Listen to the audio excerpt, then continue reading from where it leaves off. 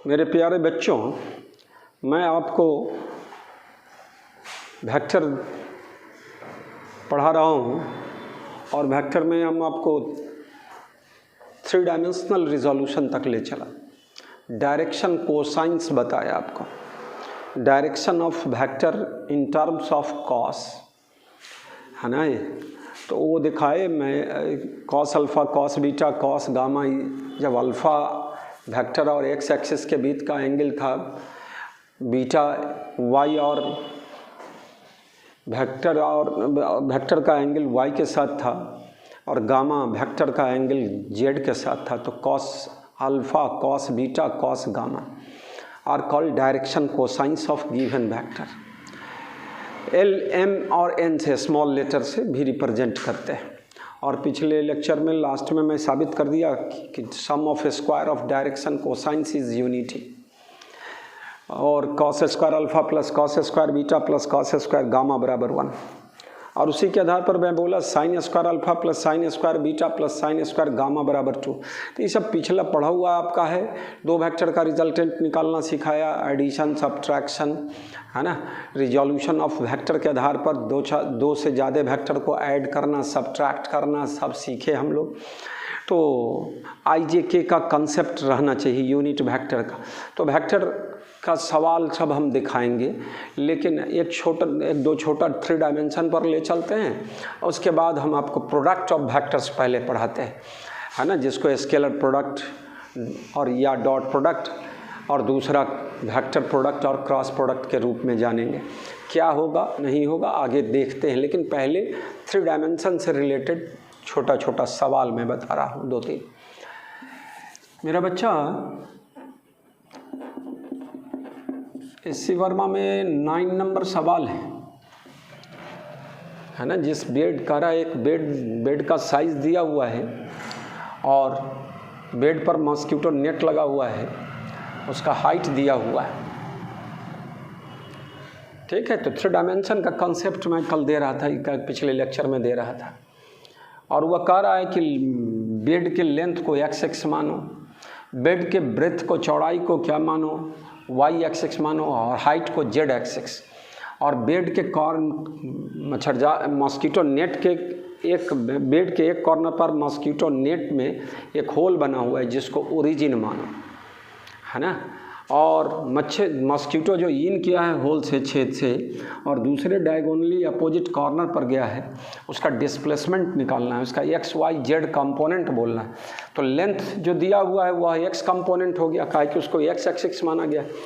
Breath जो दिया हुआ है बेड का वह हमारा y कंपोनेंट होगा, और हाइट जो मॉस्किटो नेट का होगा वह z कंपोनेंट होगा। तो वो लिखने का नहीं है। उसका बेड का साइज़ जो दिया हुआ है मेरा बच्चा, है ना, वह और हाइट 3 फीट दिया हुआ है। तो हाइट,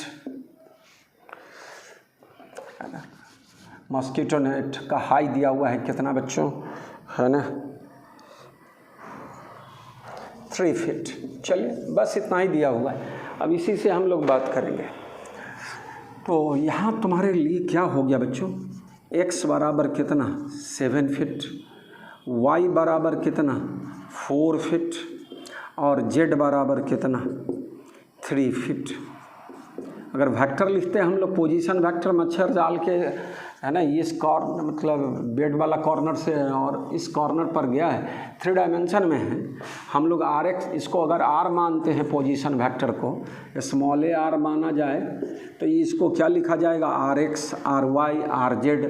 कैपिटल R लेंगे तो capital RX, capital RY, capital coordinate के रूप में लिखेंगे तो इस तरह की बात होगी। हम अभी आपको RX, RY और RZ के रूप में मान, x कंपोनेंट पोजीशन का वेक्टर का, मच्छर का जो है ना होल से जो जिस कॉर्नर पर गया उसको R वेक्टर मान लिए। तो इस तरह से अब वेक्टर लिखने का तरीका हम लोग जानते हैं। R वेक्टर बराबर I into RX plus J into RY plus K into RZ। कुछ नहीं करना, ये सब हम केवल रिपीट करना चाह रहे हैं, पिछले लेक्चर को आपको बताना चाह रहे हैं, नहीं तो डायरेक्ट आंसर आपको रटा हुआ है। Root over RX square plus RY square plus RZ square, है ना, R X R Y R Z का वैल्यू दिए तो डिस्प्लेसमेंट का मैग्नीट्यूड निकल जाएगा। क्या होगा, आई आर एक्स की जगह 7, जे आर वाई की जगह 4 और के आर जेड के जगह 3। फिट में है बच्चों सब, या फिट में होगा। इसका मैग्नीट्यूड क्या होगा मेरा बच्चा, रटा हुआ है आपको, R X square plus R Y square plus R Z square, तो 7 square plus 4 square plus 3 square करके देख लो कितना होगा आर का value. Root under 49 plus 16 plus 9 है ना, 4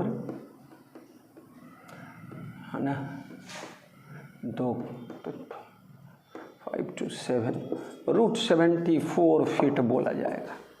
और X component, Y component, Z component उस सवाल का सेकंड पार्ट है जो पहले ही मैं लिख रखा हूँ। तो 7, 4 और 3 फिट में, तो फिट लिखा जाएगा X component, Y component and Z component.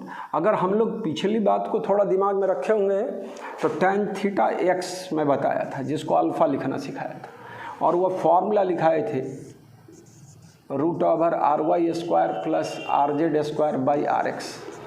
Are Y आज सब का वैल्यू रखेंगे तो tan थीटा एक्स निकाला जा सकता है।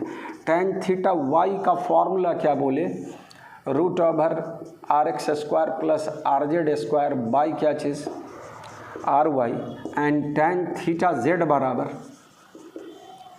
Root over R X square plus R Y square by R Z. सब वैल्यू एंगल का निकल जाएगा, 3 तरह का, आर वेक्टर का एक्स के साथ एंगल, आर वेक्टर का वाई के साथ एंगल, आर वेक्टर का जेड के साथ।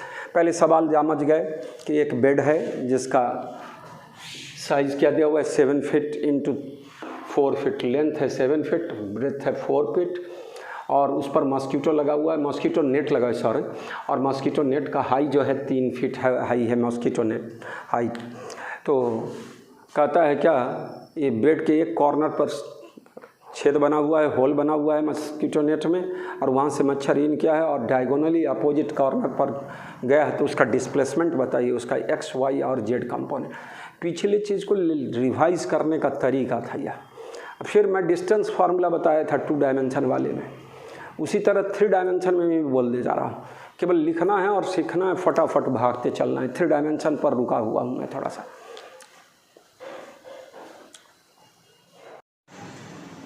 मैं बोल रहा हूँ डिस्टेंस फार्मूला,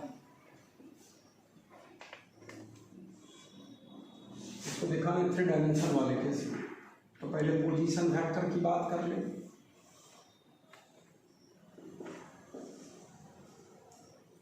पोजीशन और रेडियस वेक्टर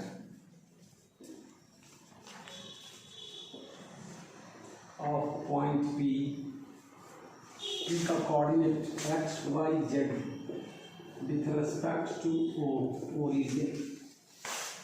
कुछ नहीं दिखाना है, केवल ओ पॉइंट दिखा दिए और पी पॉइंट दिखा दिए। पी का कोऑर्डिनेट एक्स वाई जेड है, तो यह जो हमारा पोजीशन वेक्टर होगा R vector, O P vector और R vector, i into X plus J into Y plus के इंटू जेड। इसी में मैं बताया था वेक्टर जो है इसको एक्स के साथ, तो हम जो पीछे tan theta X root over Y square plus Z square by X, tan theta Y बराबर फिर से X square plus Z square by Y, and tan theta Z बराबर बच्चों रूट ओवर है ना X square plus Y square by Z, है ना, x के साथ वाई के साथ और जेड एक्सिस के साथ रहेंगे, तो है ना डायरेक्शन बता दिए। तो इस तरह से मैंने देखा है। इसमें cos alpha, cos beta, cos gamma भी निकाला जा सकता है। आर एक्स वाई आर लिखते थे तो एक्स वाई क्या चीज़ आर, कॉस बीटा बराबर Y by R, cos gamma बराबर है ना जेड बाई आर। इस तरह से आपको बोलना, तो हम लोग एक्स वाई जेड के रूप में ले लिया। अब डिस्टेंस फार्मूला की बात कर रहे हैं, तो डिस्टेंस फार्मूला में क्या करना है मेरा बच्चा, है ना। यहीं पर मैं दिखा दूं कि 2 पॉइंट है मेरा बच्चा, M है और N है। M का coordinate x1 y1 z1, N का कोऑर्डिनेट x2 y2 z2 और यह Mn वेक्टर। तो Mn वेक्टर है ना, इसको Mn वेक्टर बराबर हमने आपको बताया, डायरेक्ट लिखना सिखाया था, I x2 minus x1 plus j y2 minus y1 plus k z2 minus z1। अगर आप इसको अलग से भी रिजॉल्व ओरिजिन के रिस्पेक्ट में लेते तो this vector plus this vector बराबर दिस वेक्टर, और दिस वेक्टर बराबर this vector minus this vector, n का पोजीशन वेक्टर माइनस m का position vector gives mn vector. Position of n with respect to n का position किसके respect में, m के position. और इसी में tan थीटा x जो होगा, इस लाइन का x एक्सिस के साथ एंगल जो होगा वह क्या होगा बच्चों, y2 माइनस y1 का whole square plus z2 minus z1 का क्या चीज़, whole square by x2 minus x1। y के साथ एंगल क्या होगा, tan थीटा मतलब थीटा y, तो tan थीटा y बराबर y2 minus y1 under root x2 minus x1 का whole square plus z2 minus z1 का whole square. And tan theta z बराबर z2 minus z1 under root x2 minus x1 का whole square plus y2 minus y1 का whole square. इस तरह की बात को करना है ना।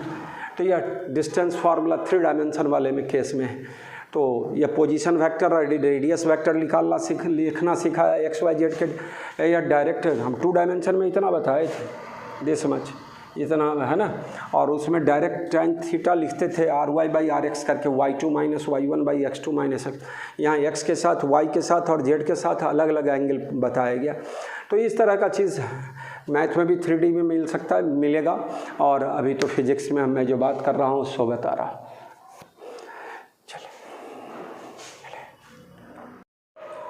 एक बार फिर से थोड़ी सी बात शुरुआत की मैं बता दूँ, है ना। आवाज़ का कुछ प्रॉब्लम था, ऑडियो प्रॉब्लम। देख लो, एक पॉइंट है P 3 डायमेंशन में जिसका कोऑर्डिनेट एक्स वाई जेड है बच्चों, और ओरिजिन के रिस्पेक्ट में उसका पोजीशन बताना है। तो I into X plus J into Y plus के इंटू जेड। इस OP वेक्टर को R वेक्टर लिखे, जिसको रेडियस वेक्टर और पोजीशन वेक्टर बोलेंगे पॉइंट P का विथ रिस्पेक्ट टू ओरिजिन। और यह x के साथ जो एंगल बनाएगा उसका फॉर्मूला इस तरह root over Y square plus X square by X tan theta x। अगर x के साथ एंगल थीटा x, इसी को अल्फ़ा भी लिखना सिखाए। उसी तरह tan थीटा y बच्चों इस तरह से लिखा जाएगा, root under X square plus Z square by Y. tan theta z तो root under X square plus Y square by Z. तो ये 3 डायमेंशन का कंसेप्ट था पोजीशन वेक्टर और रेडियस वेक्टर के लिए बच्चों। और m से n की बात कर रहे हैं, डिस्टेंस फार्मूला, उसमें यह mn का वेक्टर लिखने का तरीका मैं बताता हूँ अलग से, थोड़ा सा फिर से मैं बता दूँ। मान लो जैसे यह m है मेरा बच्चा, यह n है, और यह कोऑर्डिनेट्स दिया हुआ है, ओरिजिन है। यह जो हम लोग अगर इसको r1 वेक्टर बोले तो और इसको r2 वेक्टर बोले, तो यह जो हमारा mn होगा, this plus this r1 vector plus mn vector. r1 को om वेक्टर बोल दे, mn वेक्टर बराबर on वेक्टर। on वेक्टर निकालना है मेरा बच्चा, mn वेक्टर। mn वेक्टर बराबर on vector minus om vector बराबर r2 vector minus r1 vector. और यह r1 बराबर क्या बच्चों, I into x1 plus j into y1 plus k into z1। r2 vector बराबर I into x2 plus j into y2 plus k into z2। यह mn vector निकालना है हमको। तो mn वेक्टर बराबर this r2 vector minus r1 vector. और R2 R1 का value रख देंगे और यही फार्मूला हम लोग का आएगा। और tan थीटा x बराबर this much, tan theta y, tan theta. एक बार मैं जो रिपीट कर दिया इस चीज़ को, है ना। शुरुआत में थोड़ा आवाज़ कम हो गया था, लेकिन उससे कोई मतलब नहीं है। 2 डायमेंशन वाला आ रहा था तो 3 डायमेंशन वाला लिखना सिखाए हैं x y z के आधार पर, कार्टेशियन कोऑर्डिनेट्स के आधार पर बोलते हैं। तो यहाँ 2 सिटी है, अब दरभंगा है और मद्रास है। दरभंगा से मद्रास की दूरी बताना है। दरभंगा का पोजीशन दिया हुआ है किसी स्टैंडर्ड पॉइंट, हम मान लो इंडिया का स्टैंडर्ड पोजीशन ओरिजिन मान लेंगे दिल्ली, दिल्ली से दरभंगा का पोजीशन दिया हुआ है, दिल्ली से मद्रास का पोजीशन दिया हुआ है, और दरभंगा से मद्रास का पोजीशन निकालना है। तो भाई क्या करोगे, है ना, दिल्ली से मद्रास के पोजीशन में से दिल्ली से दरभंगा के पोजीशन को घटा लेंगे तो दरभंगा से मद्रास का पोजीशन निकल जाएगा। तो यह पोजीशन वेक्टर निकालने के लिए अगर मोशन ये सब पढ़ेंगे, रिलेटिव मोशन की बात करेंगे तो इस तरह का फॉर्मूला का दरकार होगा। तो चले अब हम फिर से एक छोटा सवाल, अभी 3 डायमेंशन पर थोड़ा सा रुक गए हैं, हमको प्रोडक्ट ऑफ वेक्टर्स पढ़ाना है बच्चों। एक सवाल दे रखे हैं, find the components of A vector A which makes equal angle with the X Y and Z axis, जिसको theta X theta Y theta Z, जिसको अल्फ़ा बीटा गामा लिखते थे, यहाँ पर कह रहा है अल्फ़ा बराबर बीटा बराबर गामा, या थीटा एक्स बराबर थीटा वाई बराबर थीटा जेड, है ना। तो कंपोनेंट निकालना है। हम लोग आर वेक्टर लिखते थे तो R X R Y R Z component होता था। यहाँ ए वेक्टर है तो ए एक्स ए वाई और ए जेड। ए एक्स का formula A cos alpha, A Y का फॉर्मूला ए कॉस बीटा, ए जेड कॉस गामा, ए जेड का फॉर्मूला ए कॉस गामा। तो इस तरह का फॉर्मूला आ रहा है तुमको। यहाँ पर हम लोग अगर रिपीट करने के हिसाब से पढ़ रहे हैं कि हम लोग पिछले थ्योरी को भी रिवाइज कर रहे हैं, तो जो भाषा था लेट ए वेक्टर बराबर आई into A X plus J into A Y plus के into A Z makes angle alpha beta and gamma with X Y and Z axis respectively. Then X component A X बराबर A cos alpha, A Y बराबर A cos beta and A Z बराबर A cos gamma. अब question कहता है from question बोलो alpha बराबर beta बराबर gamma, it means तीनों क्या हो गया, इसलिए ए एक्स बराबर ए वाई बराबर ए जेड बराबर ए कॉस अल्फ़ा लिखो या A cos beta, alpha beta gamma सब बराबर है। तो क्या होगा, एज ए स्क्वायर बराबर हम लोग पढ़े हैं ए X square plus A Y square plus A Z square. Hair A square बराबर 3ax स्क्वायर का root, A x A Y A Z तीनों बराबर हो गया। तो क्या दे देगा यह, √3ax ए स्क्वायर बराबर, है ना, ए X square plus A Y square plus A Z square. यह रूट नहीं, ए रहता तब रूट थोड़ा सा, तो 3ax स्क्वायर। तो क्या निकल कर आया, ए एक्स स्क्वायर बराबर A by 3, A square by 3, A X square बराबर ए स्क्वायर बाई 3, इसलिए ए एक्स बराबर A by √3, A Y A Z तीनों क्या होगा, ए बाई √3 के बराबर होगा। बच्चों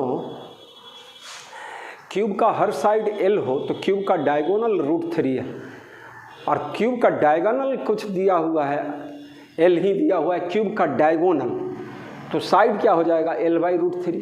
तो यहाँ पर वही केस है कि डायगोनल ए है और क्यूब के केस में तीनों साइड बराबर, ए x A Y A Z बराबर है, और यह ए दिया हुआ है तो ए एक्स ए वाई और ए जेड ए बाई √3 के बराबर होगा। और यही सब एल एल एल एल होता है तीनों साइड, तो यह √3l होता है ना। तो ये √3l वाली बात समझना है। और तो आगे हम इस तरह का चीज़ डिस्टेंस और डिस्प्लेसमेंट जब पढ़ाएंगे काइनेमेटिक्स में फिर से, तो उसमें और इसका यूज करना सिखाएंगे कि कब क्या होगा, √3l √5l कैसे क्या लिखाएंगे, सो देखना। तो इतनी बात समझ गए कि तीनों का कंपोनेंट बराबर, तीनों कंपोनेंट बराबर होगा, ये बाई रूट 3 के बराबर होगा। तो आंसर क्या हो जाएगा बच्चों, AX बराबर AY बराबर AZ बराबर A by root 3। This is answer. लेकिन इतना ये सिस्टम में इसलिए बताया कि आपको पिछला चीज़ फिर से रिवाइज हो जाए। तो पिछले लेक्चर के आधार पर ही, 3 डायमेंशन के आधार पर छोटी सी सवाल को हम लोग यहाँ तो डायरेक्ट हम लोग का क्या है, अल्फ़ा बीटा गामा बराबर है, इसमें दिमाग में आ गया। AX AY AZ बराबर है A स्क्वायर बराबर AX square plus AY square plus AZ square, और 3AX स्क्वायर बराबर A स्क्वायर, तो AX बराबर A बाई रूट 3 होगा, प्लस माइनस। तो मैग्नीट्यूड की बात करें तो A बाई रूट 3, तो AX भी A बाई रूट 3, AY भी A बाई रूट 3 और AZ भी A बाई रूट 3। और क्यूब का बात जो समझाए सो दिमाग में रखना है आपको, है ना। तो इस तरह से देखना है ना। अब इसमें एक छोटा सवाल, क्या मैं बोला मैं काइनेमेटिक्स की बात थोड़ा सा, लेकिन अभी मैं जो बताना चाह रहा हूँ बच्चों, है ना। अब क्या है, एक क्रॉलिंग इंसेक्ट है, रेंगने वाला है, और एक फ्लाइंग इंसेक्ट है, उड़ने वाला है। अब फ्लाइंग इंसेक्ट एक कॉर्नर से, क्यूब के एक कॉर्नर से घुसकर दूसरे कॉर्नर पर गया, ऊपर वाले फर्श, तो वहाँ डिस्प्लेसमेंट क्या होगा उस फ्लाइंग इंसेक्ट का, तो रूट 3L होगा उड़ने वाले का। और जो रेंगने वाला होगा उसका शॉर्टेस्ट डिस्टेंस बोला जाएगा कि शॉर्टेस्ट डिस्टेंस कितना ट्रैवल करके जाएगा। तो हम लोग क्या करेंगे, अब जैसे है ना, मैं किताब को लिख के दिखा देता हूँ थोड़ा सा।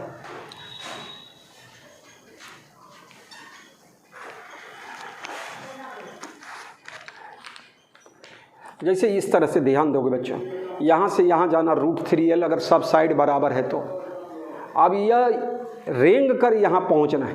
तो इस दीवार को हम क्या कर सकते हैं, इस दीवार को मान लिए, इस पेज को, तो यह इसको हम लोग इस तरह एज्यूम कर लिए, तो यह तुम्हारा क्या हो जाएगा, शॉर्टेस्ट पाथ हो जाएगा।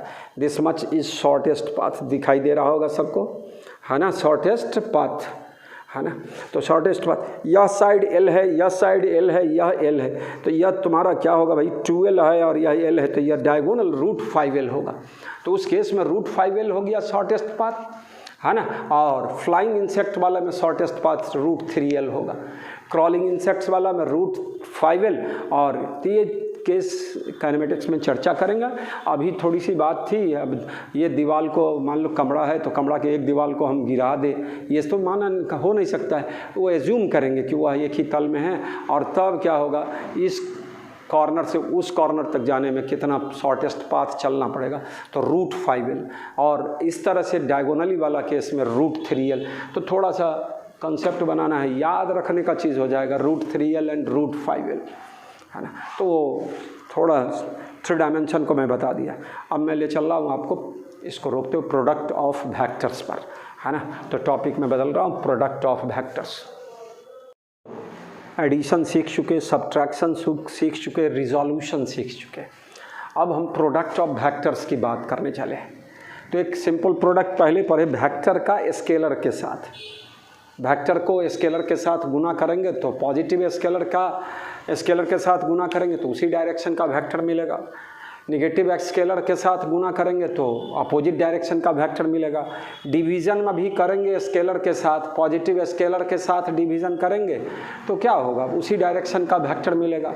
और निगेटिव स्केलर के साथ डिवाइड करेंगे तो क्या होगा, अपोजिट डायरेक्शन का वेक्टर मिलेगा। तो सिंपल गुना है, वेक्टर का गुना किसके साथ, स्केलर के साथ। छोटा सवाल भी बताए थे, है ना, एससी वर्मा में 10 नंबर सवाल था, मैं पिछले लेक्चर में दे दिया था। कोई ए वेक्टर है और उसको मान लो 4 टाइम्स करना है, 4 से गुना कर दिए तो उसी डायरेक्शन का, है ना, उससे 4 गुना बड़ा, 4 टाइम्स बड़ा वेक्टर मिलेगा। 1/4 करेंगे तो क्या होगा, उसी डायरेक्शन का, लेकिन 1/4 वेक्टर मैग्नीट्यूड वाला वेक्टर प्राप्त होगा उसी डायरेक्शन। तो ये सिंपल गुना है, और उसका हम उदाहरण देते हैं फिजिक्स में। क्या अपना उदाहरण, तो हमारा अपने लोग का टॉपिक है प्रोडक्ट ऑफ वेक्टर। पहले product of vector with scalar, it gives a vector. ये पढ़ा चुके हैं, इट गिव्स ए वेक्टर।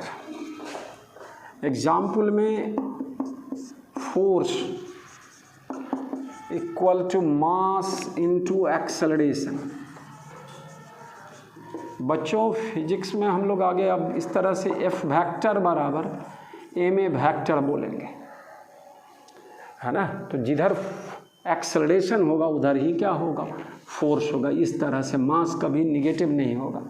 तो एम बराबर क्या चीज़, एम पॉजिटिव होगा तो एफ और ए एक डायरेक्शन में होगा। ये क्या हुआ, यह वेक्टर है, यह स्केलर है और यह वेक्टर है।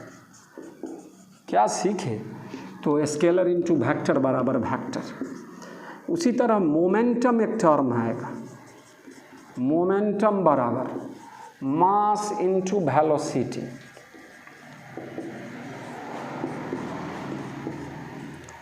पी वेक्टर बराबर क्या लिखेंगे, एम भी वेक्टर। तो वेलोसिटी जिस डायरेक्शन में होगा मोमेंटम भी उसी डायरेक्शन में होगा, क्योंकि मास ऑलवेज क्या होगा, निगेटिव, पॉजिटिव होगा। मास पॉजिटिव स्केलर है, वो बेसिक बात है, ये बेसिक फार्मूला है। लेकिन हम लोग न्यूटन्स लॉ ऑफ मोशन पढ़ेंगे बच्चों, ये दो बेसिक फार्मूला ही उस चैप्टर का पूरा क्या होगा, मेन बात होगा। और फिर आगे इस पर बहुत सारी बात को हम लोग एक्सटेंड करेंगे। लेकिन न्यूटन्स लॉ ऑफ मोशन में NLM से जानेंगे तो F बराबर एम ए और P बराबर एम भी। यह product of vector with scalar, simple गुना है बच्चों, ठीक है। तो इस दूसरा क्या है, product of vector with other vector. Vector vector का गुना है, product of vector with vector.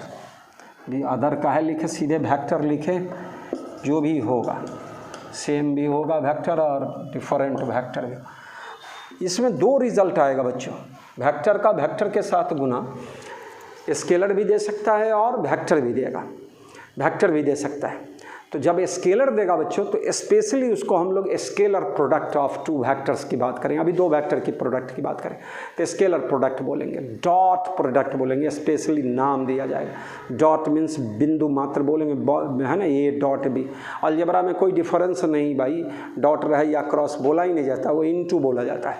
लेकिन वेक्टर में बच्चों डॉट का अलग मीनिंग होगा, क्रॉस का अलग मीनिंग होगा। तो अभी हम लोग डॉट वाली बात करेंगे, सीखेंगे। लेकिन ये लिखा रहे हैं कि product of vector with vector when it gives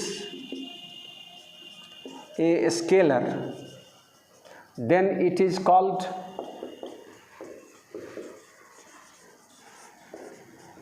scalar और dot product, dot product of two vector, जय वेक्टर, है ना। तो दो वेक्टर की बात करने चले। अब इसका एग्जाम्पल मैं दे देता हूँ इसी के आधार पर। तो सीधी सी बात हो गई, वेक्टर वेक्टर का मल्टीप्लिकेशन अगर स्केलर देगा तो ऐसे वेक्टर को हम लोग क्या, ऐसे प्रोडक्ट ऑफ टू वेक्टर्स को हम लोग स्केलर प्रोडक्ट और डॉट प्रोडक्ट के नाम से जानेंगे। तो ये डॉट इम्पॉर्टेंट सिंबल हो गया कि रिजल्ट मस्ट भी क्या चीज़, स्केलर। जब दो वेक्टर के बीच में ये लगा रहेगा डॉट वाला। तो अभी दिखा रहे हैं, एग्जाम्पल मैं दिखाता हूँ। पहले इतना ऊपर वाला सिंपल है उसको लिख लिए और आगे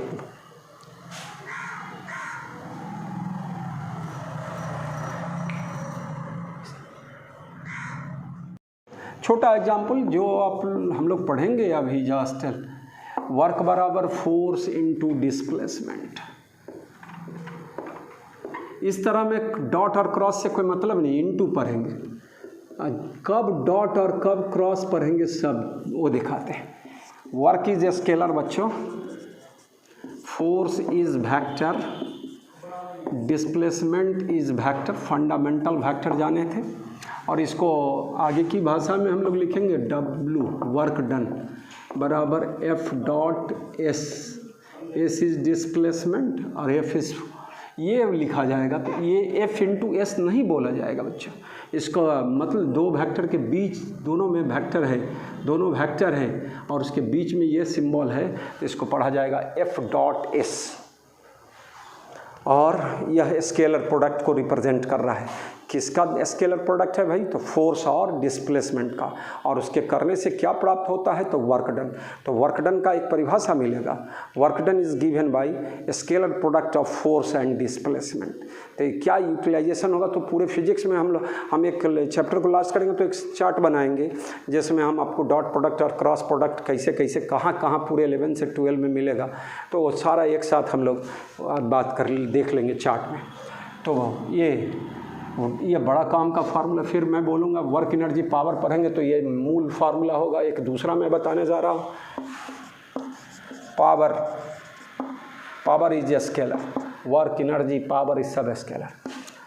यहाँ पर पावर बराबर फोर्स इनटू वेलोसिटी। बच्चों इसको लिखेंगे तो पावर बराबर एफ डॉट भी।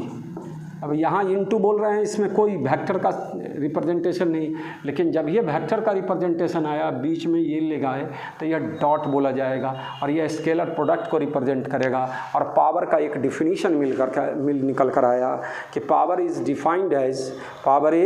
Defined as scalar product of force and velocity. तो दो वर्क और पावर का एक नया फार्मूला एक तरह से बोला जाए। 10th के स्तर में, 10th में के नीचे ये और या उस 10th में इस तरह की बात कम यूज होगा, कहीं बताए होंगे टीचर से, किताब में लिखा होगा स्केलर प्रोडक्ट के बारे में, लेकिन बेसिकली 11th से स्टार्ट होता है इस तरह का डिफिनीशन। लेकिन आगे देखेंगे इस सब को फिर से। तो अभी हम सिर्फ बता रहे हैं कि vector into scalar gives vector, और वेक्टर इनटू वेक्टर अगर स्केलर देगा तो वह स्केलर या डॉट प्रोडक्ट के नाम से जाना जाएगा, और जब वेक्टर देगा तो क्रॉस प्रोडक्ट और वेक्टर प्रोडक्ट के नाम से जाना जाएगा। तो उसका भी हम केवल इस तरह का डिफिनीशन पहले लिख दें और तब इस अलग से स्केलर और वेक्टर प्रोडक्ट की बात करते हैं डिटेल में।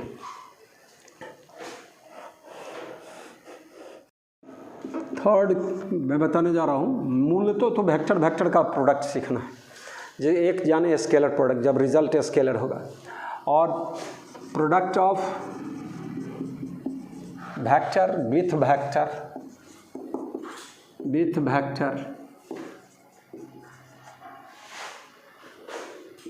अब बच्चों जब क्या है, when it gives a vector then it is called vector और क्रॉस प्रोडक्ट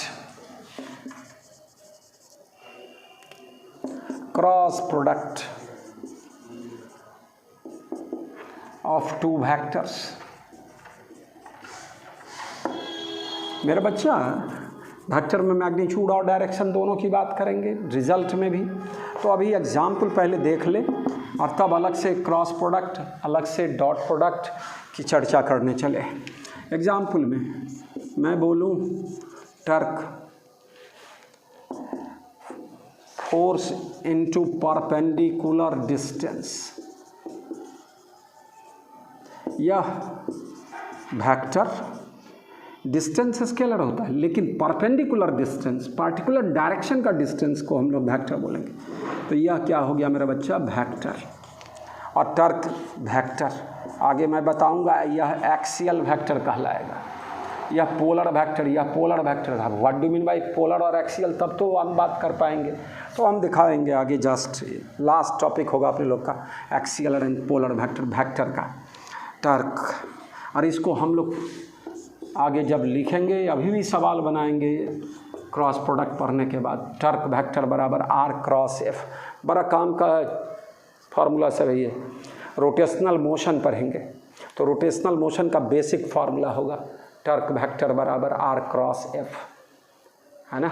आर बोलेंगे position vector of point of application of force, एक फोर्स पे केस में बात कर रहे हैं। जो भी है देखेंगे तब समझ में आएगा। लेकिन अभी सिंबल से क्या मतलब हुआ कि torque is defined as cross product of R vector and F vector, या क्रॉस प्रोडक्ट बोला जाएगा। यहाँ हम लोग इनटू बोल रहे हैं, ठीक है, लेकिन जब ये वेक्टर के बीच में इस तरह से सिंबल आया है, क्रॉस प्रोडक्ट बोला जाएगा, उसको वेक्टर प्रोडक्ट बोलेंगे, और रिजल्ट मस्ट बी वेक्टर। इसी तरह एंगुलर मोमेंटम टर्म पर है, एंगुलर मोमेंटम, ये भी रोटेशनल मोशन का बेसिक बात सब होगा, है ना। मोमेंटम, लीनियर मोमेंटम बोलते हैं, अगर मोमेंटम में कोई वर्ड नहीं लगाए तो वह linear momentum.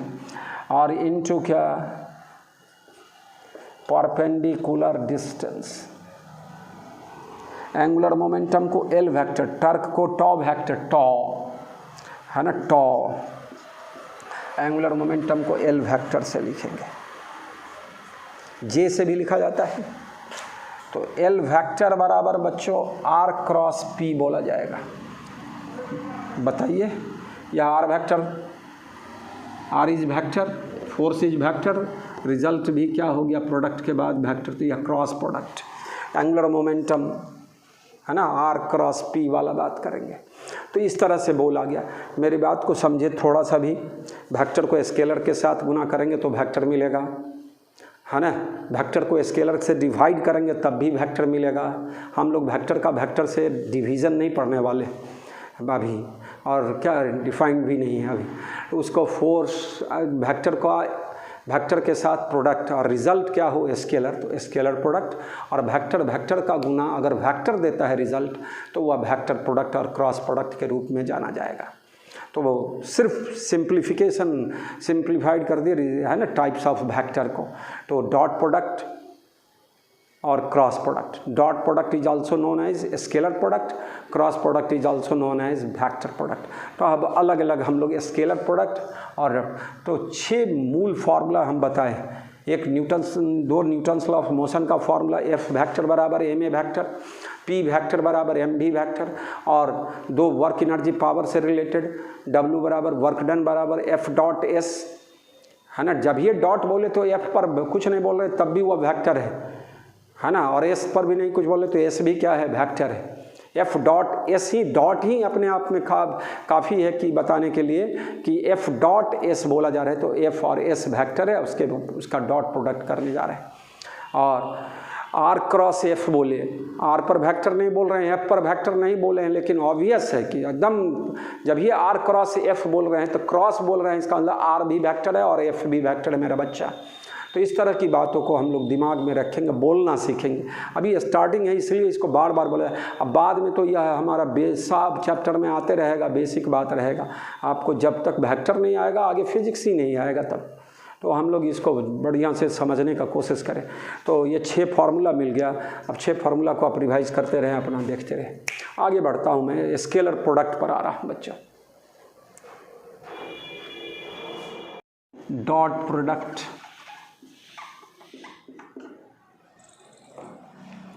of 2 vectors A and B is denoted by A dot B and its result must be a scalar। तो वो बाद में, लेकिन इतना क्लियर हो गया कि डॉट जब रहेगा तो समझ लेना क्या रिजल्ट क्या होगा, स्केलर होगा। तो स्केलर और dot product of 2 vectors A and B is denoted by A and B, A dot B, A dot B, है ना। इस तरह से बात करेंगे। यह सिंबल हो, मतलब रिप्रेजेंटेशन हो गया किसका, ही स्केलर प्रोडक्ट का, है ना। द स्केलर और dot product of 2 vectors A and B is defined as product of magnitude of 2 vectors and cosine of angle between 2 vectors, angle between 2 vectors. If theta is angle between A vector and B vector, then A dot B is given as A into B, A vector का magnitude into B vector का magnitude into cos theta, और simply क्या बोलेंगे ए B cos theta, ये बोलने का फटाफट में, लेकिन ऑथेंटिक यही है। तो ए डॉट बी का फॉर्मूला यही है, डिफिनीशन यही है कि ए डॉट बी बराबर ए बी कॉस थीटा, है ना, दोनों वेक्टर का मैग्नीट्यूड और उसके बीच के एंगल का कोसाइन कॉस, तो वह जो प्रोडक्ट होगा वह ए डॉट बी को देगा। तो ए डॉट बी का मूल परिभाषा यही हो गया। इस फार्मूला को डाइजेस्ट कर जाना है कि ए डॉट बी बराबर A B cos theta, where theta is angle between A vector and B vector मेरा बच्चा। तो इस तरह से हम फिगर में दिखाते हैं। अब इसका ज्योमेट्रिकली कैसे इसको डिफाइन रिप्रेजेंट करेंगे, ज्योमेट्रिकल रिप्रेजेंटेशन ऑफ स्केलर और dot product of two vectors की बात करते हैं, उसकी प्रॉपर्टीज़ बताते हैं, और तब उससे रिलेटेड फिर प्रॉब्लम की बात करें, तब मैं क्रॉस प्रोडक्ट पर आता हूँ। तो देखो पहले इसको लिख लें, और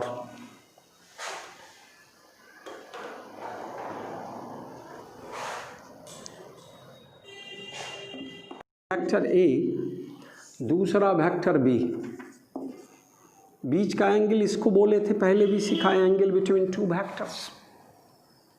तो ये दो वेक्टर है, इसके बीच का एंगल थीटा है। तो ए डॉट बी मैं बताया क्या, ए बी कॉस थीटा, और यह क्या देगा तो स्केलर देगा, ये स्केलर होगा, स्केलर प्रोडक्ट। एंगल को एंटी क्लॉकवाइज इस तरह, क्लॉकवाइज इस तरह, लेकिन इस डॉट प्रोडक्ट में कॉस थीटा हो प्लस में या माइनस में थीटा हो कोई फ़र्क नहीं, कॉस प्लस थीटा भी cos theta, cos minus theta भी कॉस थीटा। तो ए डॉट बी बोलेंगे, बी डॉट ए बोलेंगे, कोई फ़र्क नहीं पड़ेगा, वो प्रॉपर्टीज़ में लिखाते हैं कि कॉम्यूटेटिव लॉ का पालन करेगा। लेकिन इसका ज्योमेट्रिकल रिप्रेजेंटेशन करने चले, इसको ओ पी, इसको ओ क्यू, है ना, ये अभी देख लिए पहले। और ज्योमेट्रिकल रिप्रेजेंटेशन मेरा बच्चा, रिप्रेजेंटेशन ऑफ स्केलर और dot product of two vectors, dot product of two vectors, vectors में ए और बी हम लोग लिए। तो बच्चों लेट ओ पी वेक्टर बराबर A vector and O Q vector बराबर B vector, such that angle P O Q बराबर theta, that is angle between A vector and B vector is theta. अब प्रोजेक्शन टर्म समझाए थे मेरा बच्चा, B का projection ए पर कैसे, तो इस पर से परपेंडिकुलर डाउन करेंगे, और ये डिस्टेंस क्या हो गया, प्रोजेक्शन ऑफ बी अलोंग ए या ऑन ए, इस तरह से भाषा बोलेंगे। अच्छा, तो हम लोग आगे अभी जस्ट करने वाले हैं, इसी फिगर में मैं कर के दिखा दूँ। एक परपेंडिकुलर यह क्यू से और दूसरा पर एक परपेंडिकुलर यहाँ से, पी से पी एम बोल देते हैं और क्यू से क्यू एन बोल देते हैं। ओ एन इज व्हाट, इस फिगर में O N is projection of, O N projection of B vector on A vector या अलोंग ए वेक्टर बोलेंगे। उसी तरह O M is what, O M is projection of A vector on B vector मेरा बच्चा। अब इस figure में O M कैसे निकालोगे, ओ एन कैसे निकालोगे, तो वो सब दिखाते हैं।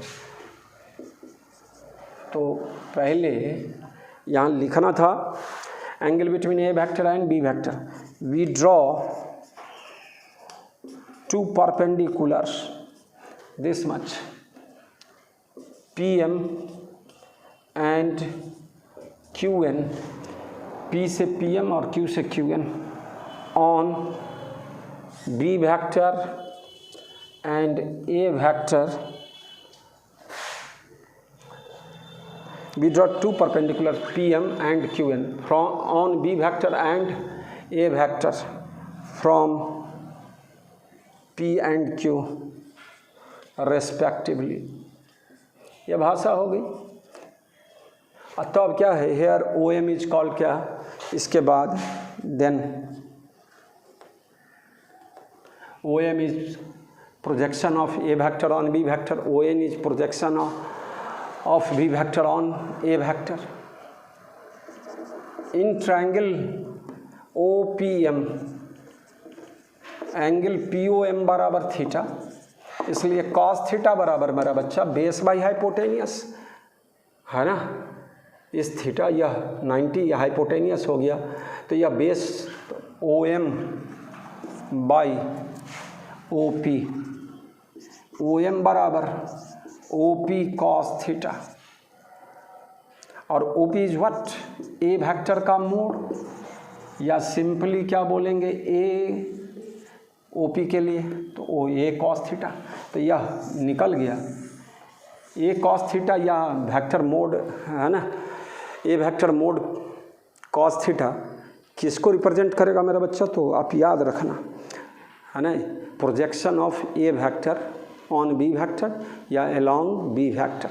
Projection of A vector A cos theta होगा अलोंग B वेक्टर, ठीक है। और इसका दूसरा नाम हम लोग पढ़े थे, A cos theta is component of A vector along B vector.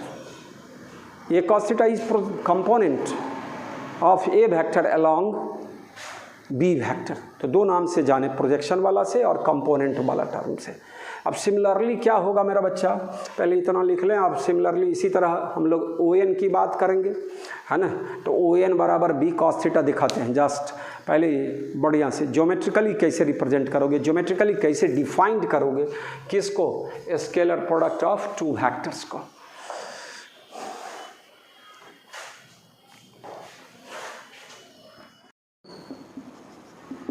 उसी तरह से मतलब similarly in triangle OQN, in triangle OQN angle QON बराबर थीटा, इसलिए cos थीटा बराबर ON by OQ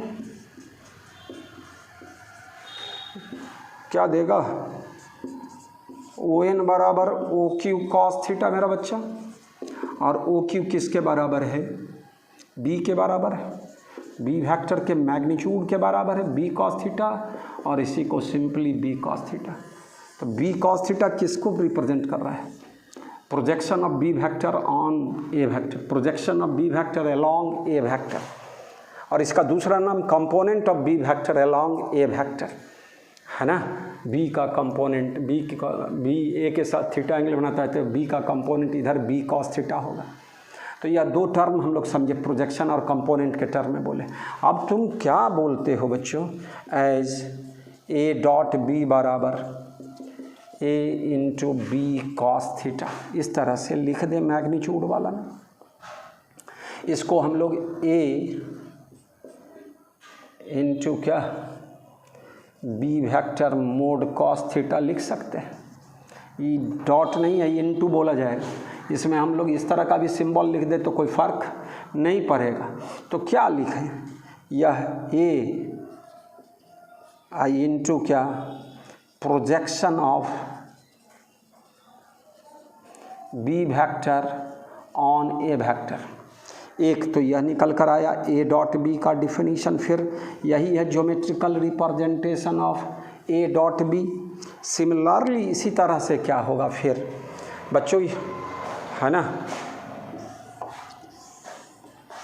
again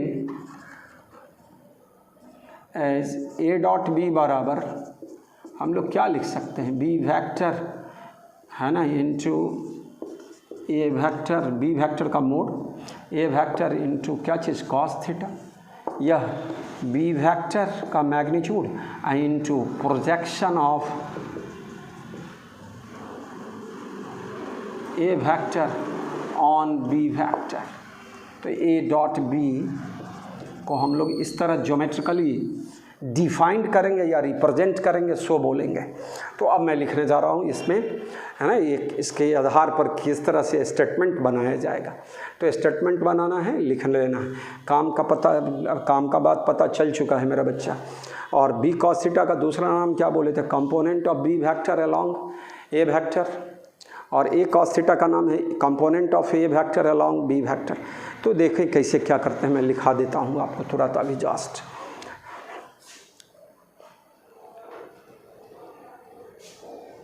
scalar और डॉट प्रोडक्ट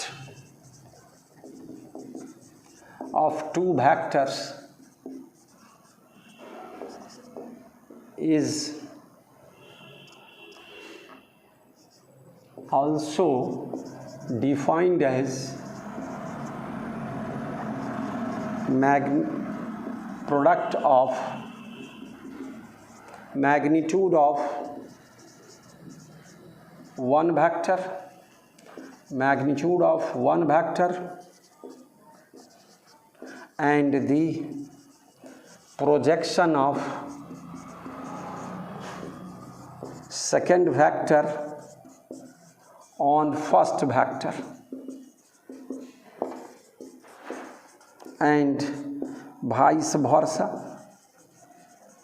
ये vice versa का मीनिंग समझ लें।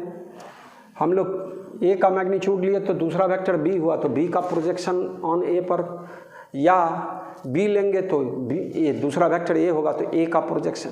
इस तरह के प्रोडक्ट को हम, यह ज्योमेट्रिकल रिप्रेजेंटेशन कहलाएगा। इट इज़ कॉल्ड क्या? Geometrical representation of scalar product of two vectors. गणित वाले बच्चे, आपके मैथमेटिक्स में भी इस तरह का क्वेश्चन बनेगा 12 में। What do mean by scalar product of two vectors and gives it's geometrical representation. तो जब होगा आपका, लेकिन अभी फिजिक्स में हम सिखा रहे हैं आपको सीखना है थोड़ा। तो एक टर्म मिला प्रोजेक्शन, पहले भी मैं बताया था आपको कंपोनेंट निकालने के केस में। तो यहाँ इस तरह से हम अभी 5 तरह से इसको लिखने जा रहे हैं ए डॉट बी को, तब उसका प्रॉपर्टी सिखाने जा रहे हैं बच्चों, है ना। तत्काल अभी इसको पहले बढ़िया से लिख ले, समझ ले, फिर आगे बढ़कर एक चीज़ को लिखे।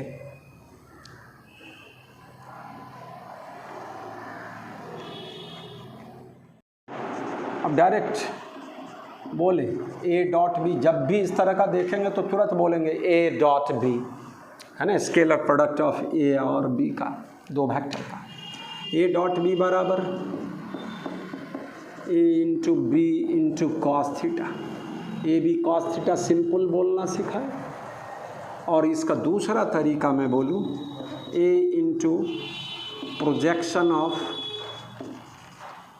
B vector on A vector. इस तरह दोनों भाषा लिखा जा सकता है। और बी वेक्टर का magnitude into projection of A vector on B vector. 3 बात हो गई। ए इंटू यह बी कॉस थीटा यहाँ होता था तो वह component of B vector along a vector, और b into component of a vector along b vector। अब बोलना, ये पांचों ही मूल चीज़ हो गया scalar product of two vectors का। जब तब हम लोग इसको बोलते रहेंगे ए डॉट बी बराबर A B cos theta, A into projection of B on A, B into projection of A on B, A into component of B along A, और B into component of A along B. ये 5 बातों को हम लोग बार बार बोलेंगे dot product और scalar product of two vectors में, है ना। कोई 2 फिजिकल क्वांटिटी का डॉट प्रोडक्ट तीसरा फिजिकल क्वांटिटी देगा, और वह तीसरा physical quantity must be scalar. Dot product के बाद अगर प्राप्त होता है तो रिजल्ट मस्ट बी क्या चीज़? स्केलर। ये बात सब दिमाग में रखा। मैं 2 उदाहरण अभी मात्र बताया कि W बराबर F dot S, work done बराबर F dot S, scalar product of force and displacement gives work done. अब power is given as F dot भी, तो बोले power is defined as scalar product of force and velocity. Force और velocity का scalar product जो power होगा वह scalar होगा। दो वेक्टर का स्केलर प्रोडक्ट मस्ट गिव्स क्या चीज़, स्केलर। तो इस तरह की बात। अब इसका प्रॉपर्टीज़ पढ़ाने जा रहे हैं, उस पर ही हम लोग डायरेक्ट सवाल सब की बात करेंगे, ऑब्जेक्टिव की बात करेंगे। तो मैं लिखाने जा रहा हूँ properties of scalar product of two vectors. अभी दो ही वेक्टर, अपने लोग के 11th के स्टैंडर्ड में दो ही वेक्टर का, लेकिन ट्रिपल प्रोडक्ट वाला भी बात करेंगे हम लोग, थोड़ा सा देखेंगे सारा फॉर्मूला सब। चले बच्चों हम लोग आगे बढ़े तो क्या लिखे, प्रॉपर्टीज़ ऑफ स्केलर और dot product of two vectors.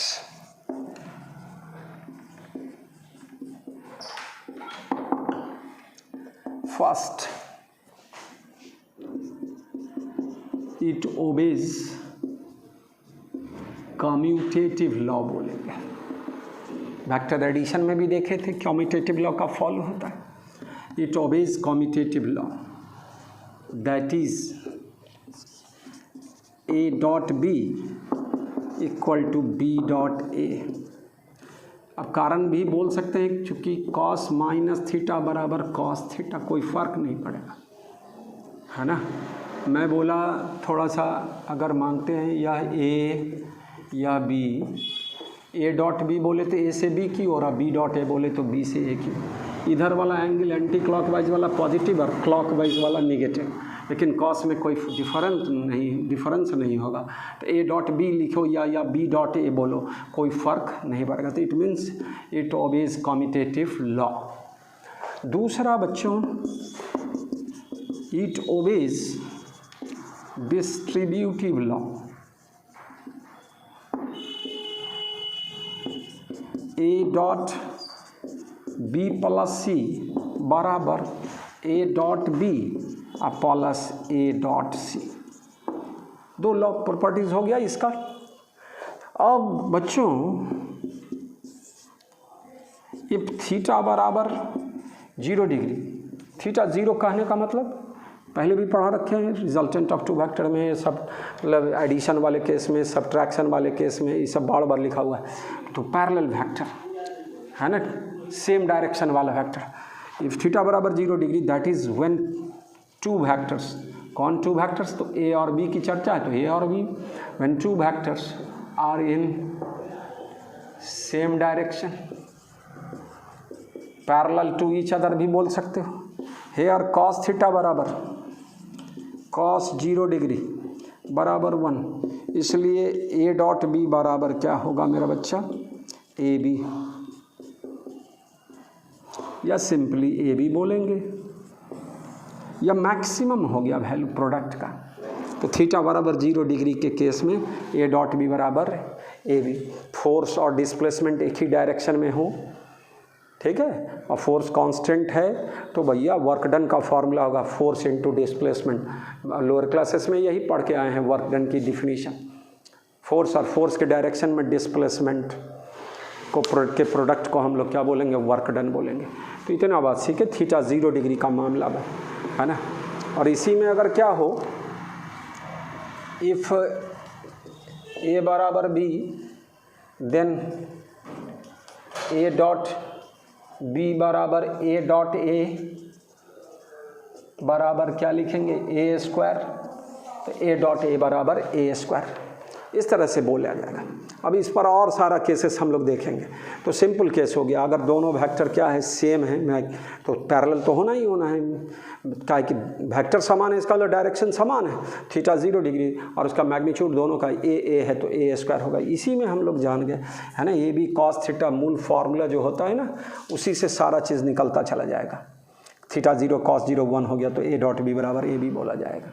और जब ए और बी दोनों बराबर है, तो ए डॉट ए बराबर ए स्क्वायर बोला जाएगा। तो इस तरह से 3 केस को देख लिए। अब डिफरेंट केसेस को हम लोग दिखाएं। अगला 4th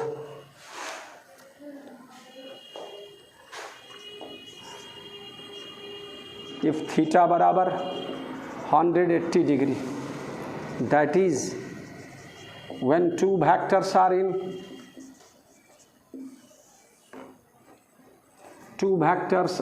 in opposite direction. Here cos theta बराबर cos 180 डिग्री बराबर -1, इसलिए a डॉट बी बराबर क्या बोलेंगे बच्चों, minus a into B, minus A B बोला जाएगा। a डॉट बी बराबर माइनस ए बी, तो थीटा बराबर है 180 degree direct. a dot B बराबर ए बी, थीटा बराबर 0 डिग्री डायरेक्ट बोलना है। तो ये छोटी छोटी पॉइंट है। फिफ्थ केस बच्चों, मैं स्टार लगा रहा हूँ, डबल स्टार, बहुत काम का चीज़ होगा, बार बार हमारे अपने लोग के फिजिक्स में आने वाला है। इफ़ थीटा बराबर 90 डिग्री, 90 डिग्री क्या बोले, when two vectors are perpendicular to each other, orthogonal vectors बोला था मैं। कौन वेक्टर, ऑर्थोगोनल वेक्टर मेरा बच्चा है ना। तो इफ़ थीटा बराबर 90 degree, that is when two vectors are perpendicular to each other, normal to each other. Here cos theta बराबर मेरा बच्चा cos 90 डिग्री बराबर क्या चीज़ 0, इसलिए a डॉट बी बराबर क्या हो गया 0। यह दो वेक्टर के परपेंडिकुलरिटी का टेस्ट हुआ कि दो वेक्टर एक दूसरे पर नॉर्मल है तो उसका डॉट प्रोडक्ट मस्ट भी मेरा बच्चा 0 होगा, है ना। तो दो वेक्टर का डॉट प्रोडक्ट अगर 0 हो गया तो इसका मतलब दोनों वेक्टर ऑर्थोगोनल वेक्टर है, दोनों वेक्टर एक दूसरे पर परपेंडिकुलर है, right angle to each other. मैं डिफरेंट लैंग्वेज, डिफरेंट तरीका बोलने का सिखा रहा हूँ। अब जहाँ जो भाषा होगा उस तरह की बात करेंगे हम लोग। तो ये बड़ा काम का चीज़ है, बिना है ना स्पेशल और कुछ निकाल, मतलब बिना ज़्यादा है ना समय दिए हुए सीधे अगर डॉट प्रोडक्ट 0 हो गया तो अब ऑब्वियसली हो गया कि वह दोनों वेक्टर एक दूसरे पर परपेंडिकुलर है। तो परपेंडिकुलर साबित करने के लिए, दो वेक्टर के परपेंडिकुलरिटी को साबित करने के लिए डॉट प्रोडक्ट का 0 होना मस्ट है, इसेंशियल कंडीशन हो गया। तो ये हम बताया। अब कब सो देखें, पावर बराबर एफ डॉट भी बताए, एफ डॉट भी, तो पावर बराबर एफ वी कॉस थीटा, जहाँ थीटा फोर्स और वेलोसिटी के बीच का एंगल। जब आगे सर्कुलर मोशन पढ़ाएंगे बच्चों, यूनिफॉर्म सर्कुलर मोशन की बात करेंगे, तो फोर्स और वेलोसिटी एक दूसरे पर परपेंडिकुलर, नाम सुना हुआ होगा सेंट्रीपिटल फोर्स, है ना, force required to move a body on circular path. तो वो जो होगा फोर्स टुवार्ड्स द रेडियस होगा, along the radius, towards the centre along the radius, और चला वेलोसिटी अलोंग द टेंजेंट, और radius and tangent are perpendicular to each other. अभी से बोलना है ना। तो क्या होगा, एफ डॉट भी बराबर 0, तो पावर विल बी 0। तो आप एक पॉइंट निकल गया, ड्यूरिंग यूनिफॉर्म सर्कुलर मोशन, है ना, पावर विल बी 0। तो यूनिफॉर्म सर्कुलर मोशन के केस में फोर्स और वेलोसिटी एक दूसरे पर परपेंडिकुलर होगा। फोर्स और डिस्प्लेसमेंट हर इंस्टेंट पर क्या होगा, परपेंडिकुलर टू ईच अदर का। तो work done will be also 0। Theta 90 degree का मामला बना बच्चों। हम क्या करें, एक बहुत हैवी बॉक्स लेकर क्या करें, हॉरिजेंटल प्लेटफॉर्म पर चले, हॉरिजेंटल प्लेटफॉर्म पर। तो लोड के द्वारा हम पर किया गया काम क्या होगा, तो लोड किधर लगेगा, वर्टिकली डाउनवर्ड, और डिस्प्लेसमेंट किधर हो रहा है, हॉरिजेंटल वे में। तो दोनों एक दूसरे पर 90 डिग्री, हाँ ना। आप फिजिकली बोलते हैं, फिजिक्स की भाषा नहीं, वो फिजिक्स मतलब पसीने हो जाना, लेबर करना, मतलब मेहनत करेंगे वो उसको लोड को कंट्रोल करने के लिए, लेके चलने के लिए। लेकिन फिजिक्स सिखाएगा कि वर्क डन विल बी क्या चीज़ 0 by the load of box on the coolie, या ऑन, मतलब मैं कैरी कर रहा हूँ तो मैं ही कूली हो गया है, तो हम पर क्या होगा, बॉक्स के द्वारा वर्क क्या होगा, 0 होगा। तो ये फिजिक्स में थोड़ा सा वर्क का परिभाषा, कंसेप्ट बदल जाएगा। हम इस दीवार को क्या कर रहे हैं, धक्का दे रहे हैं बच्चों, और इस दीवार मेरा घसक ही नहीं रहा, तो डिस्प्लेसमेंट 0 हो गया, तो वर्क डन विल बी 0। लेकिन पसीने मैं मेहनत कर रहा हूँ, वर्क कर रहा हूँ, लेकिन फिजिक्स की भाषा में वर्क डन विल बी 0। ये जब वर्क एनर्जी पावर पढ़ाएंगे तब। लेकिन अभी हमको डॉट प्रोडक्ट समझाना था, स्पेशल केस समझाना था कि 90 डिग्री का केस होगा, तो यूनिफॉर्म सर्कुलर मोशन के केस में force and velocity are perpendicular to each other, 10 power will be 0। और और दूसरा फोर्स और डिस्प्लेसमेंट, हर क्षण डिस्प्लेसमेंट टेंजेंट के डायरेक्शन में होगा और फोर्स सेंटर की ओर लगेगा, और मतलब अलोंग द रेडियस। रेडियस और tangent are perpendicular to each other. Theorem पढ़े हैं आप ज्योमेट्री में 10th के नीचे। और जब 90 डिग्री का केस हो गया तो dot product will be zero, power will B zero, work done will be zero, और सारा ढेर सारा उदाहरण पूरे फिजिक्स में आने वाला है थीटा 90 के केस में। अब इसी से दो इम्पॉर्टेंट बात मैं लिखने जा रहा हूँ बच्चों, इतनी बात समझ गए। अब अगला प्रॉपर्टीज में लिखने जा रहा हूँ, सेट जगह है ना थोड़ा। इसमें क्या मैं लिखने जा रहा हूँ बच्चों, if theta greater than equal to 0 degree less than 90 degree then A dot B will be positive. Positive होगा 0 से 90 के केस में होगा, है ना। दो वेक्टर के बीच का एंगल 0 से लेकर 90 से कम, है ना, तब dot product positive. If theta greater than 90 degree less than equal to 108 degree then A dot B बराबर क्या चीज़ बच्चों, निगेटिव। और फिफ्थ केस में मतलब इसी का स्पेशल सबसे इम्पॉर्टेंट बोले थे, थीटा बराबर 90 degree then A dot B बराबर क्या चीज़, 0। इस तरह के रिजल्ट को हम लोग एक जगह नहीं, पूरे फिजिक्स में बहुत ढेर सारी जगह हम लोग करेंगे डायरेक्ट, कि थीटा एक्यूट होगा तो dot product will be positive, और थीटा ऑब्ट्यूस होगा तो वर्क डन विल बी मतलब वर्क डन तो स्पेशल केस हो गया, scalar product will be negative, और 90 होगा तो स्केलर प्रोडक्ट विल बी 0। ठीक है। तो अब जैसे हम लोग यूनिट वेक्टर जाने, आई जे के, है ना, बेस वेक्टर बोलते हैं, बेसिक वेक्टर बोलते हैं, ऑर्थो दो दे आर ऑर्थोगोनल, है ना, ऑर्थोगोनल यूनिट वेक्टर आई जे के सब एक दूसरे पर क्या है बच्चों, परपेंडिकुलर है ना। बात को रिपीट करते रहोगे, समझते रहोगे, एक बार में नहीं 2 बार भी। इस ऑनलाइन लेक्चर का बहुत सारा इम्पॉर्टेंट मतलब उसका एडवांटेज भी है मेरा बच्चा, कि आप फिर से उस लेक्चर को शुरुआत करो। क्लासरूम में होता है क्या, एक बार पढ़ाए दूसरा बार आप पूछने में दिक्कत होती है। हम लोग भी अगले चैप्टर में चलते जाते हैं, बच्चे जो सिंसियर है सो पूछ लेते हैं और बच्चे बैठे। और भाई यहाँ तो इसमें रिकॉर्ड आपके पास है, आप उसको रोके फिर देखें, एक बार में नहीं समझ में आया फिर से आप उस बात को रिपीट करें, देखो कि क्या करेंगे बैक पीछे जाके, है ना, उसको रिपीट करें तो और एडवांटेज मिलने का चांस है इस थी में। तो इसका फ़ायदा उठाओ मेरे बच्चों, सारे बच्चों, है ना।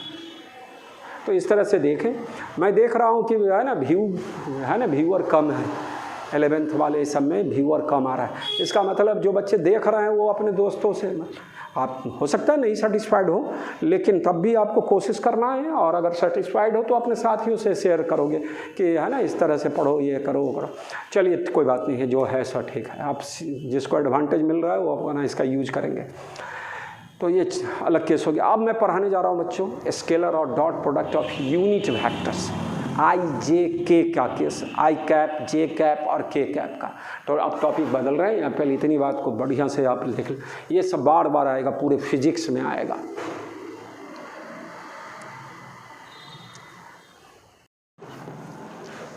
मेरे बच्चों अगला प्रॉपर्टी है ना, 6 हो चुका था लगता है कि क्या, जय भी हो, स्टार मार्क कर दे मेरा बच्चा।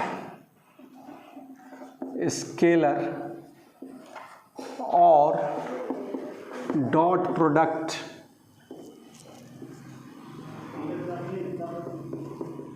ऑफ यूनिट वेक्टर्स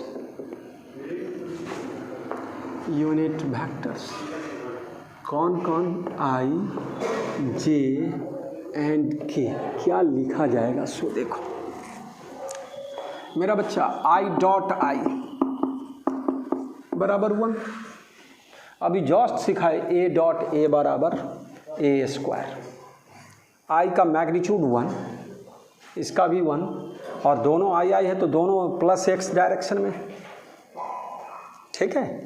दोनों माइनस भी होगा तब भी, दोनों निगेटिव x सेम डायरेक्शन में, कॉस थीटा कॉस 0 1 होगा, तो यह 1 × 1 × 1 बराबर 1, तो आई डॉट आई बराबर 1।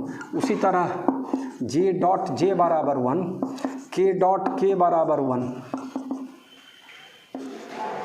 सारा बच्चा याद रखने का चीज़ हो गया कि सिमिलर आई आई जे जे के सिमिलर बोलेंगे सेम, तो उसका डॉट प्रोडक्ट 1 होगा। अब चले आई डॉट जे बराबर 0। आई बोले x एक्सिस, जे बोले y एक्सिस, थीटा 90 डिग्री होगी, ऑर्थोगोनल यूनिट वेक्टर बोलते हैं, तो 0। इसी तरह जे डॉट के बराबर 0, के डॉट आई बराबर के कैप आई कैप, तो 0। तो सिमिलर में क्या चीज़ 1 और डिसिमिलर में क्या चीज़ 0। तो याद रखने का तरीका हुआ, सिमिलर में क्या होगा 0 रिजल्ट आएगा, और डिसिमिलर में क्या होगा, डिसिमिलर में 1 आएगा। उल्टा हो गया, सिमिलर में 1 और डिसिमिलर में 0। किसके में, आई या जे और के में, आई सिमिलर, जे सिमिलर, के सिमिलर बच्चा, तो उसका डॉट प्रोडक्ट 1 होगा।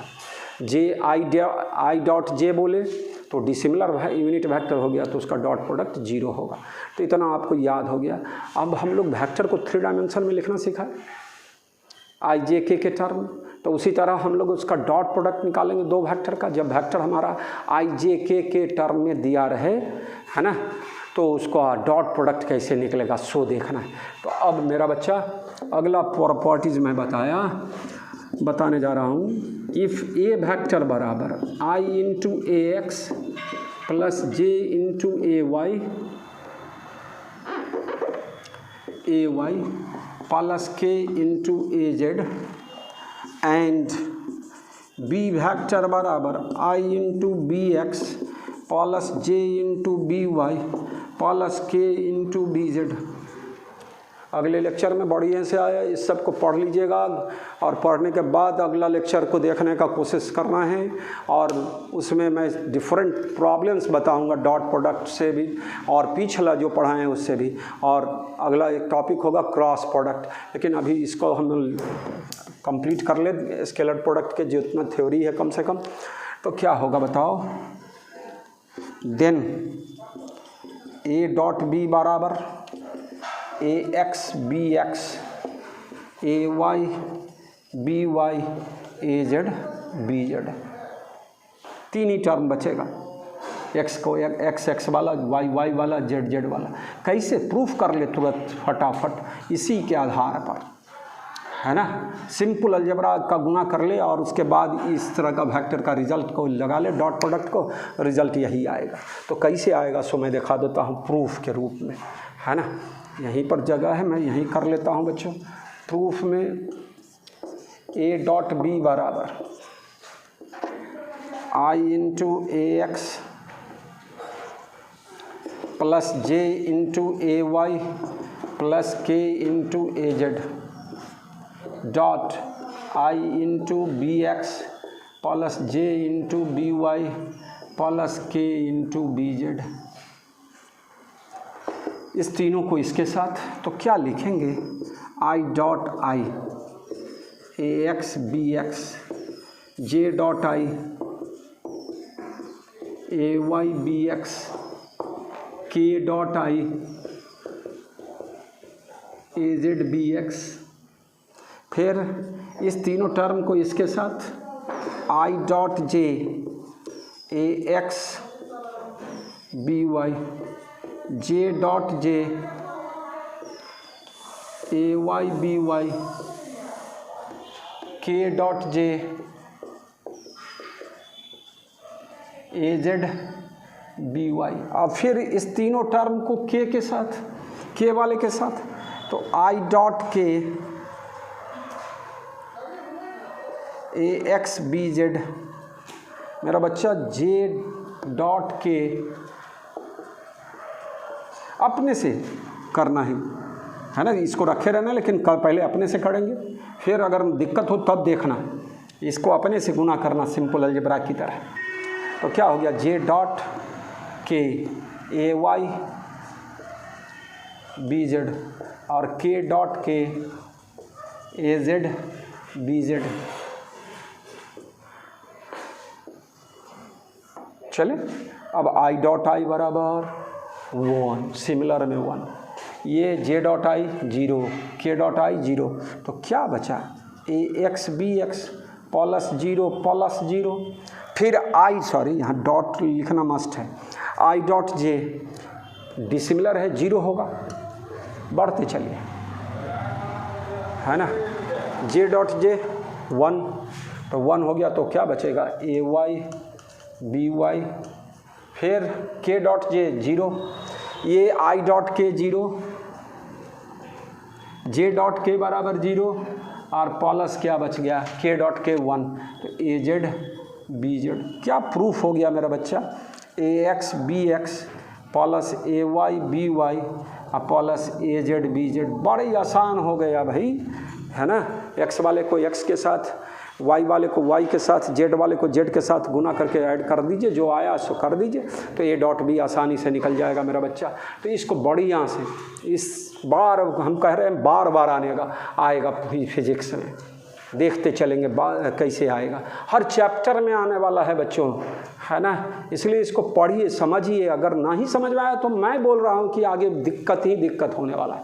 हाँ, ये समझ लिए तो दिक्कत नहीं होने की संभावना बहुत, है ना, नहीं होने की संभावना रहेगी, लेकिन अगर इसको नहीं समझे तो आगे फिजिक्स समझने की संभावना बहुत नगन हो जाएगी, न के बराबर हम बोलेंगे, है ना, हम तो बोलेंगे इम्पॉसिबल है, लेकिन आप सीखते रहो, हिम्मत नहीं हारना है, उसको सीखो, कॉन्सेप्ट बनते चला जाएगा, हर चैप्टर में आएगा, बार बार यूज करेंगे, है ना, पूरे रिवाइज होते रहेगा, तो निश्चित तौर पर बढ़िया से कॉन्सेप्ट बनने वाला है। चलिए अभी और सवालों के क्रम में इसका कंसेप्ट क्लियर हो जाएगा। तो इस तरह से हम बताएं। अब हम जब मेरा अपने लोग के लिए वेक्टर इस तरह दिया रहे तो दो वेक्टर के बीच का एंगल निकालना सिखाएंगे, है ना, कैसे निकलता है अभी जस्ट मैं दिखा देता हूं बच्चों, है ना।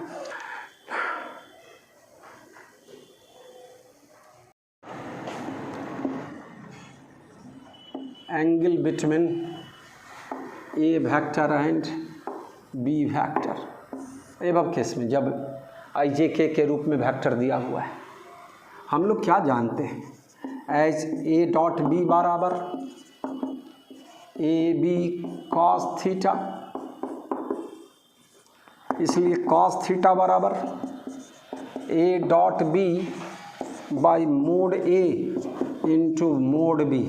ये नहीं भी लिखेंगे तो चलेगा, लेकिन लिखे तो लिखे। और ए डॉट बी, इसलिए कॉस थीटा बराबर जस्ट अभी साबित किए, यह तो जब आई जे के में वेक्टर दिया रहे तो, है ना, क्या होगा बच्चों, अभी जस्ट दिखाए हैं ए X B x, A Y B Y, A Z B Z, यही फॉर्मूला निकाले ए डॉट बी का। अब ए का मैग्नीट्यूड क्या होगा ऊपर वाले केस में, तो under root A X square plus A Y square plus A Z square into B X square plus B Y square plus B Z square. सवाल बन जाएगा, थीटा निकल गया, है ना, कॉस थीटा निकल गया तो थीटा निकल गया हमारा, ठीक है।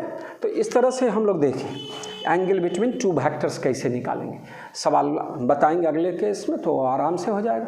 अगर मान लो संयोग से यह जीरो आ गया तो अपने आप साबित हो जाएगा क्या 90 डिग्री का मामला, यही जीरो हो जाए, ए डॉट बी जीरो हो जाए तो इतना करने का भी जरूरत नहीं, वो 90 डिग्री अपने आप ऑब्वियस है कि हो जाएगा। तो ये एंगल, अब इसका मतलब प्रोजेक्शन कैसे निकालते हैं, जैसे तो प्रोजेक्शन का परिभाषा बताएगा, इसी में लिख दें, हेयर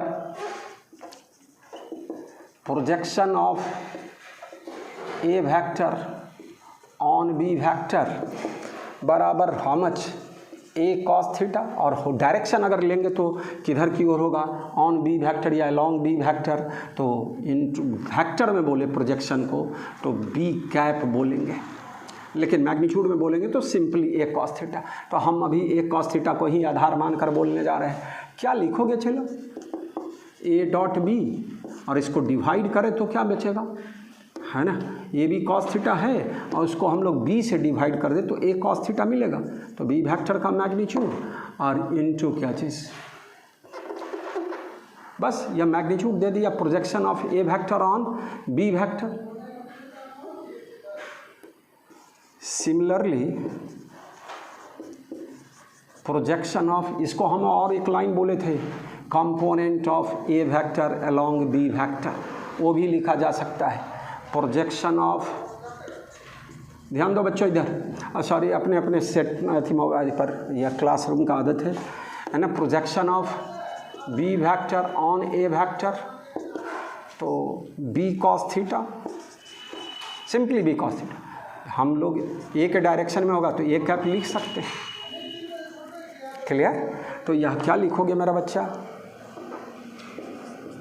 ए डॉट बी और बी कॉस थीटा, तो ए मोड से हम डिवाइड कर दें तो बी कॉस थीटा मिलेगा, और डायरेक्शन इनटू ए कैप लिखा जा सकता है। तो ये हम सिखाए, यह projection of B vector on A vector को दूसरा नाम component of B vector along A vector, projection of A vector on B vector का दूसरा नाम component of A vector along B vector.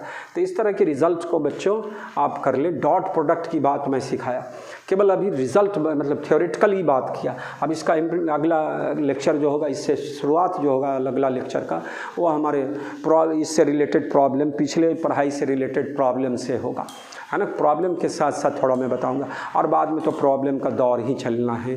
Physics में यही बात है बच्चों, थ्योरेटिकल पढ़ाई कर लें, उसके बाद ऑब्जेक्टिव और न्यूमेरिकल्स जितना आप बनाएंगे उतना आपको आगे जाने की संभावना है ना। तो इस तरह से आप पढ़ाई करेंगे बच्चों, है ना। मैं बार बार बोलता हूँ, घर पर रहकर पढ़ाई करना है, कहीं निकलना नहीं है बेमतलब का, और पॉजिटिव सोच के साथ पढ़ना है। जो हमारा सीमित संसाधन है उसी में आगे बढ़ते चलना है ना। आपके टीचर के द्वारा जो दिया जा रहा है उसको आप फॉलो करें, उसको बढ़िया से घर पर पढ़ें, और अपनी जितनी क्षमता है उस लिमिट तक जाइए पढ़ाई लिखाई में, और अदर एक्टिविटीज़ को कम करना है। 11-12 है ना, लाइफ का बड़ा टर्निंग पॉइंट है मेरा बच्चा, तो इसलिए आपका कैरियर यहीं से बनना है। एक कैरियर बैरियर तोड़ के आपका रिजल्ट आने वाला है। अब तो परीक्षा ये सब पोस्टपोन्ड हो रहा है, 12 का जो बचा है, 11th का बचा हुआ, अच्छा सॉरी 10th का जो बचा हुआ एग्जामिनेशन सब है, वो फिर कैसे क्या करेगा सो तो अलग बात है, लेकिन एग्जामिनेशन सब नहीं होगा तो आप नए सिरे से पढ़ाई से जुड़ जाएँ 11th और 12 के लिए, है ना। मेहनत करना है बच्चों, और मेहनत करके दिखा देना है आपको कि हम भी बहुत कुछ कर सकते हैं। इस महामारी के दौर में, इस बहुत विपरीत समय है, उस दौर में भी आप पढ़ के दिखाओगे तो इसका अलग आपको, है ना, क्या होगा, एक पहचान मिलेगा। सही समय में तो सब बहुत सारे बच्चे मेहनत करके बहुत आगे गए, लेकिन इस विपरीत समय में भी आप घर में रहकर पढ़ाई करोगे तो आपके गार्जियंस भी अच्छे फील करेंगे, आपके चाहने वाले भी अच्छे फील करेंगे। तो इस मैसेज को देखें, समझे कि सर क्या कहना चाह रहे हैं, आप उसको लेकर आगे बढ़े, पढ़ाई करें घर पर रहकर बढ़िया से, सब विषय को लेकर आगे बढ़ना है मेरे बच्चा। तो ओके, आज का लेक्चर यहीं तक बच्चा।